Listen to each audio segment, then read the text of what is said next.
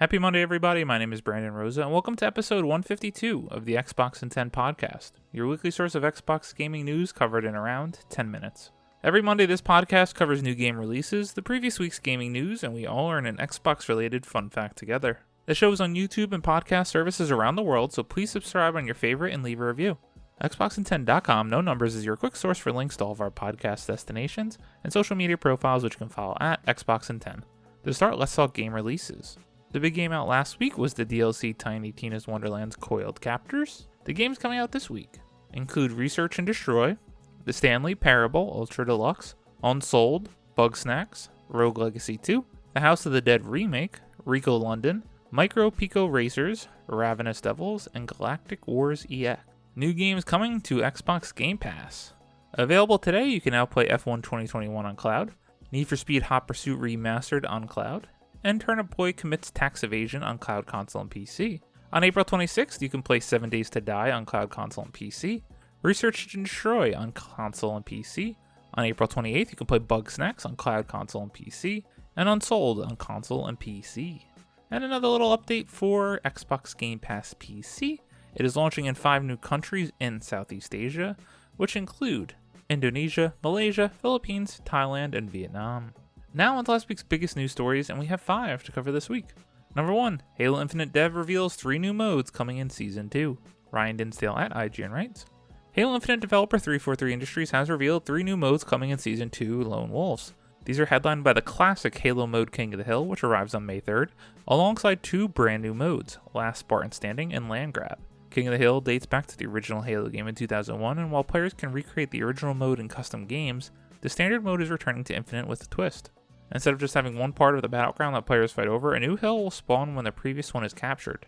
Whoever takes the hill by spending uncontested time on it earns a point, and the team with the most points at the end of the match wins. The Lone Wolves themed Last Spartan Standing is less complicated, with 343 Industries simply describing the objective with one word: survive. The free-for-all mode sees 12 players spawn in big team battle maps, with a confined loadout and just 5 respawns that mean game over when they're gone. The match ends when only 1 player is left. The Escalation Slayer mechanic from previous Halo games returns in Last Spartan Standing, similar to Gun Game from Call of Duty, where getting a kill grants the player a better weapon. Finally, Land Grab is a new mode reminiscent of territories from Halo 2 and 3, where players fight in teams to capture various neutral zones that appear around the map, and the first team to capture 11 wins. So these modes sound exciting. I don't know if it's enough for me to commit to being obsessed with it like I was when Halo Infinite Season 1 multiplayer initially launched, but Last Spartan Standing, it really is a Battle Royale light. There's a zone that closes in on the players, but it's not that full send Battle Royale that we all want. I'll be intrigued to check it out and see the community reaction for it when it launches in just a few weeks. Number 2, Gearbox making new Tales from the Borderlands out this year. Tom Phillips from Eurogamer writes, Telltale Games' brilliant Tales from the Borderlands is getting a sequel of sorts, courtesy of Borderlands main developer Gearbox. The new Tales game will launch this year and feature a fresh cast of characters. Gearbox's colorful CEO Randy Pitchford announced on stage at PAX East last night. In development for, quote, many years, end quote, the project has been worked on in-house at Gearbox after the developer saw the critical success of the original Tales and after Telltale itself sadly closed down. Pitchford concluded by saying the game would get a proper reveal this summer. Quote, we really love the format as a way to create characters, create new stories, and explore all that differently than what's possible in the looter shooter games, end quote, Pitchford said. Quote, this time we're doing it with imagined all new characters, all new stories from the Borderlands, end quote. He continued while emphasizing that it would keep the original's, quote, interactive fiction, end quote, gameplay style. Last year, the original Tales from the Borderlands finally returned to digital game stores after several years following Telltale's demise. I see a lot of people very excited about this. It seems for most, Tales of the Borderlands was their favorite Telltale game. A lot of people I admire and trust with their opinions on games have said it's their favorite, and yet I still haven't given it a chance even though I was a huge Borderlands 1's fan.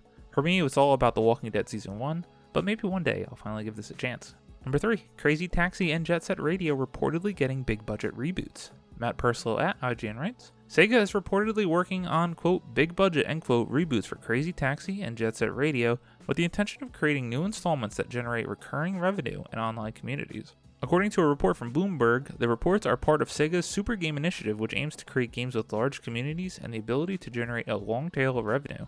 Basically, the Fortnite model of microtransaction-fueled content drops. Bloomberg sources claim that the Crazy Taxi reboot has been in development for over a year, and the Sega aims to release it within the next 2 or 3 years. It and Jet Set Radio are allegedly two of the 4 planned super games, with a third apparently being a first-person shooter that aims to generate $700 million over its lifetime. Both Crazy Taxi and Jet Set Radio date back to the Dreamcast, and so it seems as if nostalgia may be a part of Sega's plan here, should the games be a reality. And if even both are in active development, Bloomberg sources say that they're both in early stages and could still be cancelled. Who can forget Crazy Taxi and of course the Offspring song of All I Want associated with it? If this new game doesn't have that, I don't know what to say. As for Jet Set Radio, it was a game I never beat but played a lot it seemed like as a kid, and always really enjoyed it, really cool, so I hope these games do come back in new forms, but I don't fully understand how they plan on making these games live service and fueling and dragging money out of them for years to come. Here's some cautious optimism for me. Number 4, Amy Hennig is getting another crack at leading a Star Wars game. Jordan Ramy at GameSpot writes, Skydance New Media has announced that it is working with Lucasfilm Games on a new Star Wars action-adventure game that will feature an original story. Skydance New Media is a division of Skydance Media that was started and is now led by writer and director Amy Hennig, known for her work as head writer and creative director of Uncharted 1 through 4. Quote, I've often described how seeing Star Wars in 1977 essentially rewired my 12-year-old brain, shaping my creative life and future indelibly, end quote, Hennig said in a press release. Quote, I'm elated to be working with Lucasfilm Games again to tell interactive stories in this galaxy that I love, end quote. This isn't the first time Hennig has been in the driving seat for a new Star Wars game. In April of 2014, Hennig joined Visceral Games to lead development on Project Ragtag, a third-person action-adventure Star Wars game set to take place after the events of A New Hope.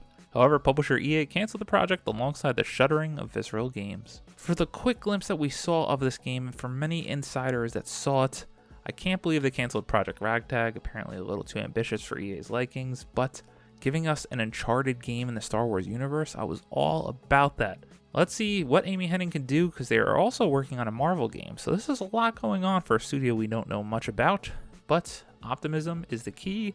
Give us Uncharted in space in Star Wars, please. And number 5, Outriders Worldslayer arrives June 30th, adds new campaign progression, gear, and more.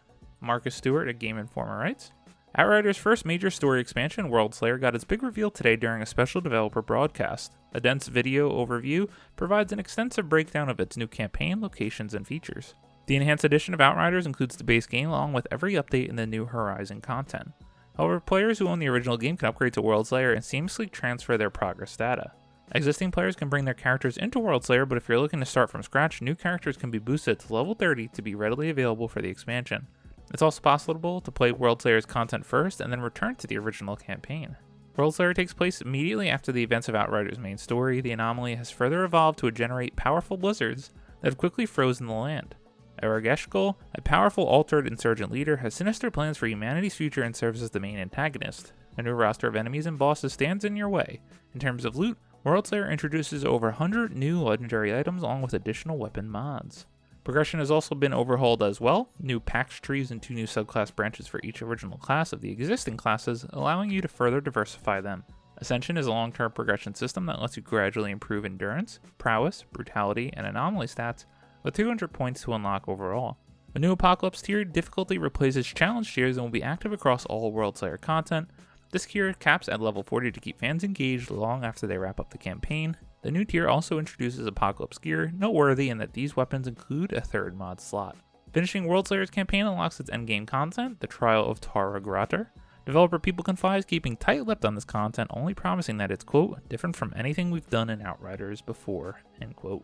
Wanted to give this game some of the time it deserves. It seems to have flown under the radar, but a lot of people really like this game. I sadly never gave it a chance, but it has been on my radar. There's just so many games in front of it. As always, we end our show with a fun fact about Xbox. Given the talk about Sega, Crazy Taxi, and Jet Set Radio, let's do an Xbox fun fact with Sonic. Credit to whatculture.com. Sonic almost fronted the entire Xbox launch. Apparently, following Sega's disastrous reception of the Dreamcast and their change from hardware manufacturers to software-only programmers, Microsoft were set to acquire Sonic and have him front their foray into the industry back in 2001. The whole thing went south because Bill Gates didn't have enough faith that Sega were still big enough to tackle the Sony of the early 2000s, so they decided to do it themselves.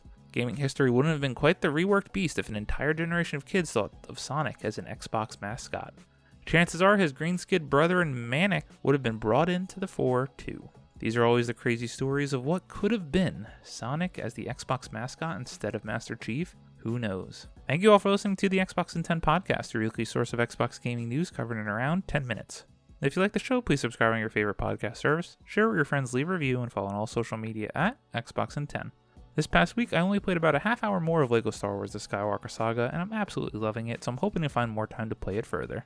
My name is Brandon Rosa. You can follow me on Xbox at Brosa93. Hope you all have a great week, stay safe, and keep on gaming.